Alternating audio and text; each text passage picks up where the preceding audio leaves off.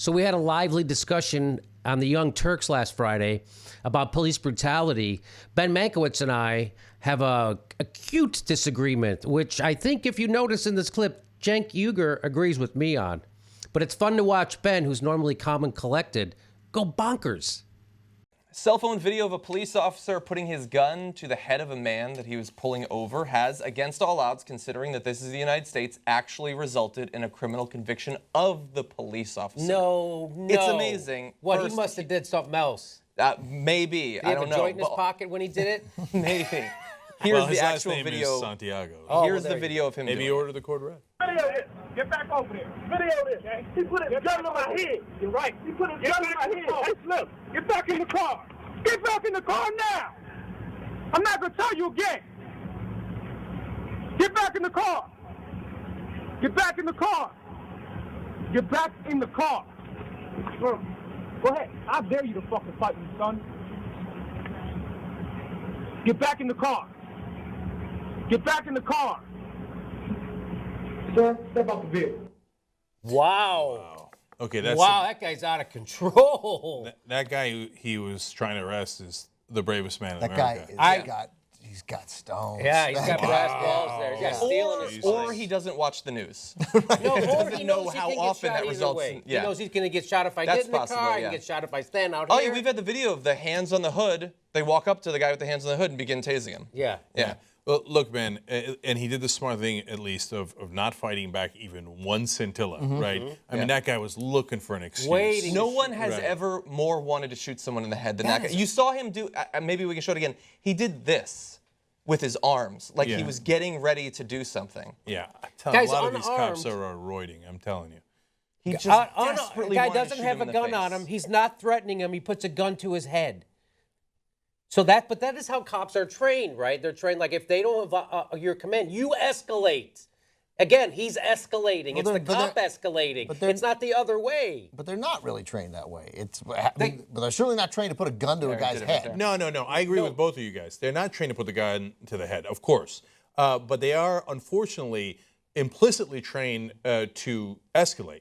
Because instead of, for example, I've read a lot of articles about this. In Europe, they spend 3 years training the cops, and a great majority, not a majority of that, but a great percentage of that time is spent on de-escalating conflicts. So, for example, since 2008, even though crimes with knives happen far more frequently in the UK because they have strict gun control, so people do crimes with knives, only one person with a knife has been shot by British police since 2008. Over 500 people with knives have been shot by U.S. cops since 2013. I got you that we have the problem, but because we train to escalate. I don't think that's true. No, that is true. No, it's not true. They're literally 100%. trained to de-escalate. It's just they aren't doing it. They're not trained that way. No. So again, you're both right. So they do train. Hold on, they do train for. Nobody trained to escalate. No, Yes, train. they are. They trained to take no risk. I just read it. They're trained to take Take control of the situation. right. Both of those things. They say avoid conflict, right? And they teach them de-escalation. But for literally 1/20th of the time that they train them on, here's how you put a guy down. Here's what happens if the guy's attacking you, if the guy's coming at you. So 95% of the time they're telling him, okay, you got to get him down, you got to get him down, you got to get in his face and you got to shout at him and you got to make sure you cuff him and you Use your tase him voice. and this is how you escalate. And for 5% of the time they go, no, you shouldn't escalate. You should, figure out a way to bring things down. Right, but what I'm saying is that their idea of that taking charge is that takes control of a difficult situation and de-escalates it. They're not literally saying to escalate the situation. Yes, it's they're not what literally it's what saying every that, cop in right. every situation fears is an escalation. And you would look at the results and you would realize that this isn't producing a good outcome if you put any value on the fact that we kill hundreds and hundreds of unarmed civilians every single year by cops that don't need to die. And now we're putting pressure on them to hopefully involve that in their calculus of how you should escalate or de-escalate. But they didn't, up until this point, didn't seem to see that as much of a loss. We're getting caught up in semantics. So what they're taught is when a guy doesn't obey your verbal command, you go to the next step. You don't go backwards. You go to the next step.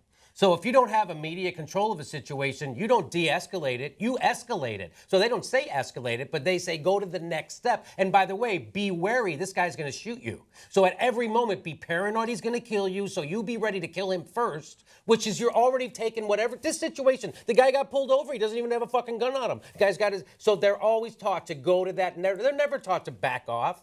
They're not taught to de-escalate.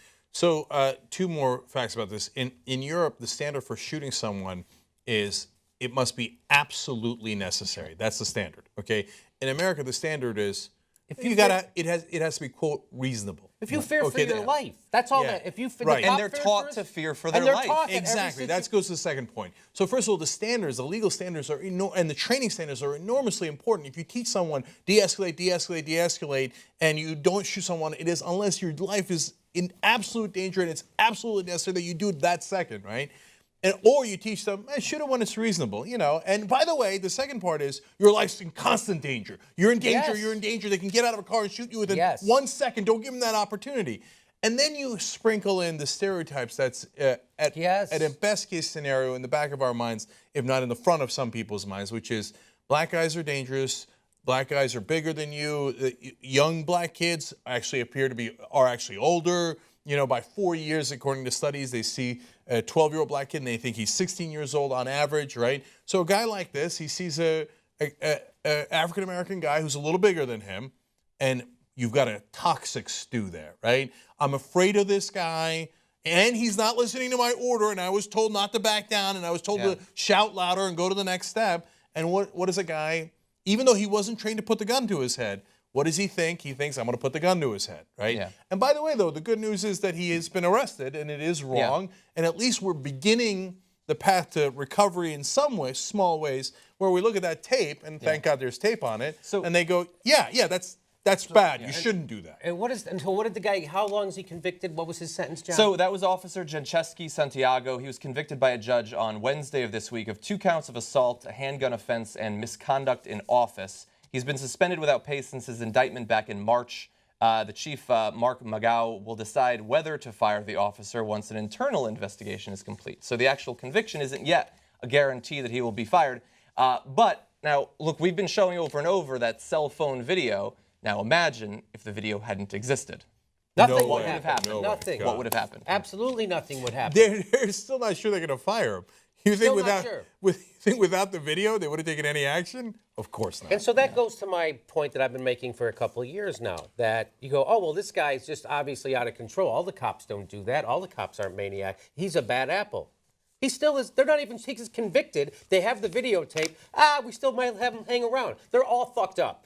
Okay, his boss is fucked up. The chief is fucked up. They're all fucked up. Why isn't that guy fired right now? You're telling me that they're not fucked up, Ben? You see what happened? Jimmy, you say semantics. It is semantics, but the language matters. The language matters, and your language is inflammatory, and it's wrong, and it sounds silly, even though you're right on almost every point.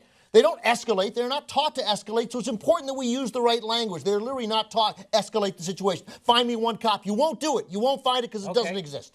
Now, of course that situation is flawed, and of course if there was no video, we all agree. The guy walks. There's no question. There's no charge. They probably just beat the guy up. Right? So what are you disagreeing with me on? What I'm disagreeing with you, one, the language does matter, and what we clearly have where, in the end, it is semantics, because what we have is a situation where whatever training we're doing is wrong.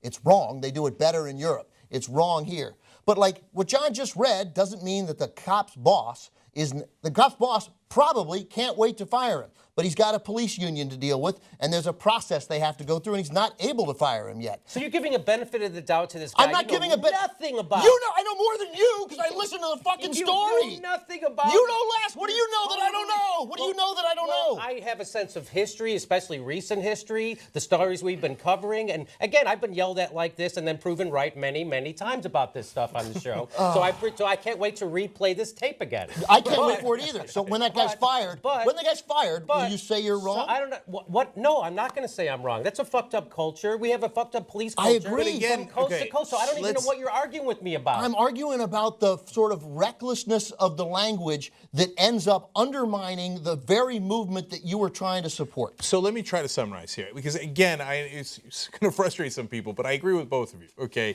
so Jimmy, it's not you're right that it's not just a few bad apples. Ben Totally. agrees with that. Everybody agrees with that, right? It is a problem of training, culture, et cetera, right? So, but Ben is right that if we generalize and we say all cops are bad, that doesn't help the cause because that makes people shut off, right? And it's also not true. It's, of course, not all cops. We did a story about in Alabama, they framed thousands of innocent black men and they put the guns and drugs on them, and they destroyed their lives and how horrific that was. And there was a bunch of white police officers down in Alabama that turned them in, right? So it's factually not true that it's all cops.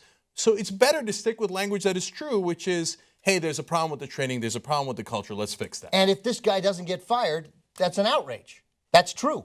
Yeah. But we don't know that they're trying to save his job. That's all. Like he just said that the chief has to deal with this circumstance, and if they don't fire him, you're 100% right.